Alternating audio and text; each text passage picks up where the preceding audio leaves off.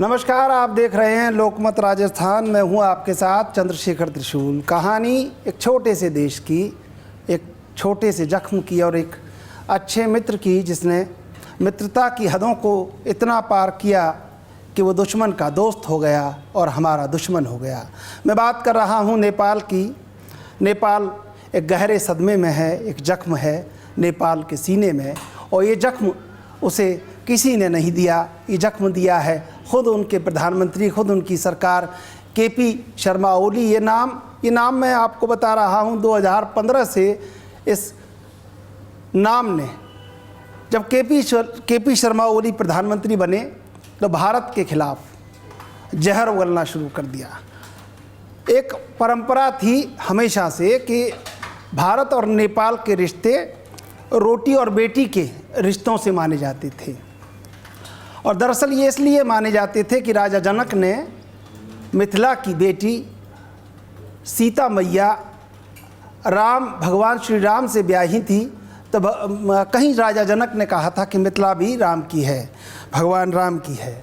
तो केपी शर्मा ओली ने इस परंपरा, ये जो रोटी बेटी की परंपरा थी, भारत जब भी कभी नेपाल में कोई नया प्रधानमंत्री बनता था तो वो भारत का दौरा करता था। इस परंपरा को केपी शर्मा ओली ने तोड़ा और वो चीन की गोद में जा बैठे।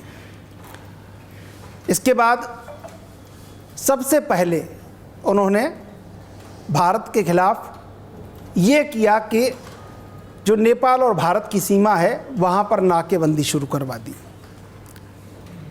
धीरे धीरे ये वैमनस्य बढ़ने लगा और कहानी ने मोड़ लिया, और बीजिंग और काठमांडू के रिश्ते धीरे धीरे करके गर्म होने लगे, सुलगने लगे।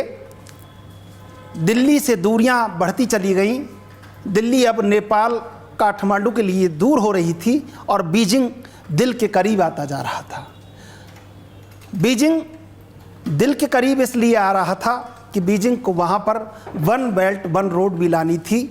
बीजिंग को नेपाल पर कब्जा भी करना था और बीजिंग को नेपाल को अपने कर्जे के जाल में भी जकड़ना था। और धीरे धीरे करके विस्तारवाद की चीन की इस नीति में नेपाल उलझ गया। खैर, उलझा तो उलझा, लेकिन सरकार पूरी तरह से भ्रष्ट हो गई। कर्जे के पैसे ने सरकार को अंधा कर दिया। और अब नया मोड़ आया कि जब नेपाल की आवाम आवाज़ उठाने लगी, तब वहाँ के सोशल मीडिया की जितनी भी साइट्स थी उनको बंद कर दिया सरकार ने। तो युवा उग्र हो उठे और सरकार के खिलाफ धीरे धीरे करके आगे बढ़ने लगे। ये आगे बढ़ना इतना हुआ कि बंगले फूंक दिए गए, महल फूंक दिए गए और मंत्रियों को घर से बाहर निकाल लिया गया। प्रदर्शन धीरे धीरे उग्र होता चला गया और ये प्रदर्शन अपने उस चरमोत्कर्ष पर पहुंच गया जब नेपाल की सरकार को सोशल मीडिया साइट से युवाओं को देखते हुए सारे बैन हटाने पड़े। लेकिन प्रदर्शन महज बैन के खिलाफ नहीं था, प्रदर्शन करप्शन के खिलाफ था। प्रदर्शन उस अंधी सरकार के खिलाफ था जो सरकार राष्ट्र हितों की अनदेखी कर रही थी।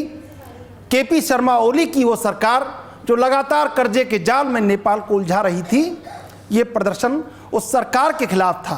तो अब बोरिया बस्तर समेट के जनता नेपाल के महलों और लोकतंत्र के महल तक पहुंच चुकी है और केपी शर्मा ओली वहां से बोरियां बिस्तर दबाकर बांधकर भाग चुके हैं और नेपाल को एक ऐसा जख्म देकर भागे हैं जिसको शायद इस नए दौर में भुलाना नामुमकिन है। अब देखना होगा ऐसे में कि कौन सी नई सरकार नेपाल के जो विकास है, नेपाल का जो सपना है, नेपाल का अपना जो सौंदर्य है और नेपाल की अपनी जो सांस्कृतिक विरासत है उसको अक्षुण्ण अखंड रखने का प्रयास करेगी।